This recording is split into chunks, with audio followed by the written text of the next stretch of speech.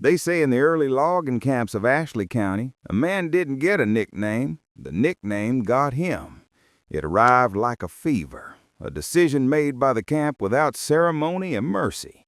You could be a college-educated foreman from Ohio, and by the second day, somebody would call you Possum, and that was that.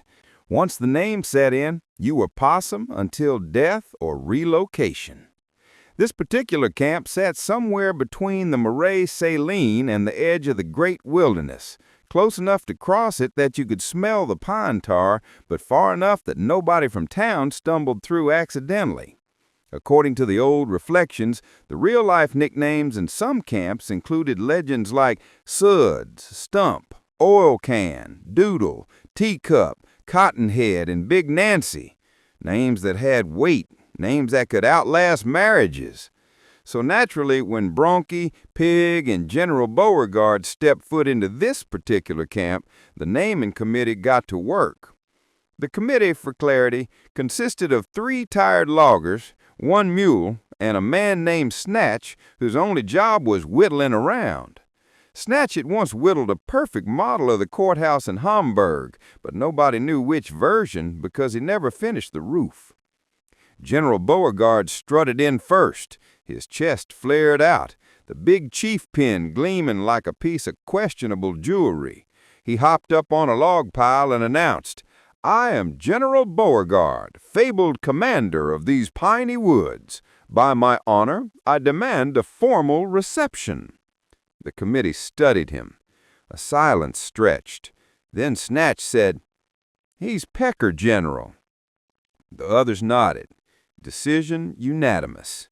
The general was now Pecker General. He screamed. He paced. He launched into a speech about rank, decorum, and the military importance of poultry leadership. None of it mattered. Once a logging camp names you, heaven itself can't undo it. Pig walked in next, snorting, snuffling, and already casing the commissary door.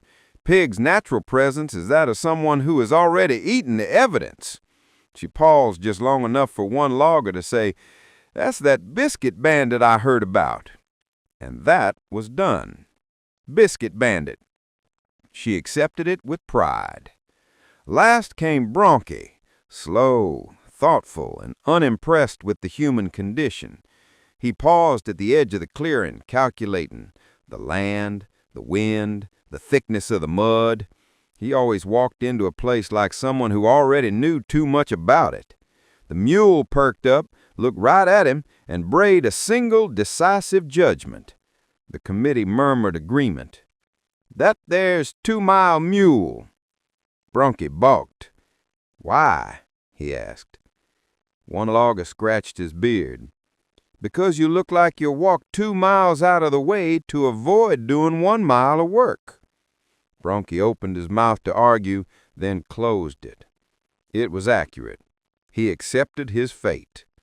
Once the names took hold, camp life reacted like a thunderstorm. Pecker General strutted through Camp B giving orders nobody obeyed.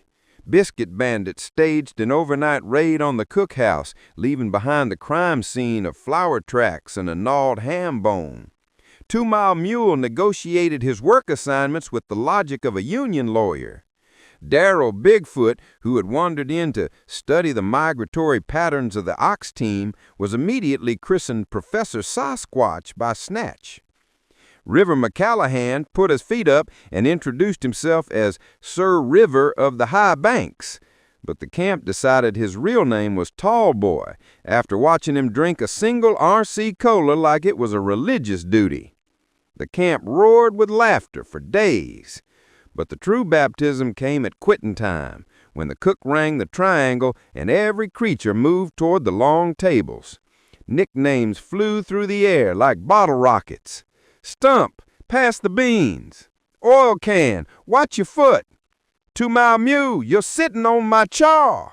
"Biscuit Bandit, hey, that was mine." And then someone hollered, "Pecker General, say grace."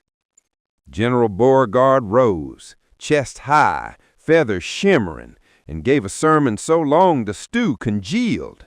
Half the camp fell asleep. Snatch kept whittling.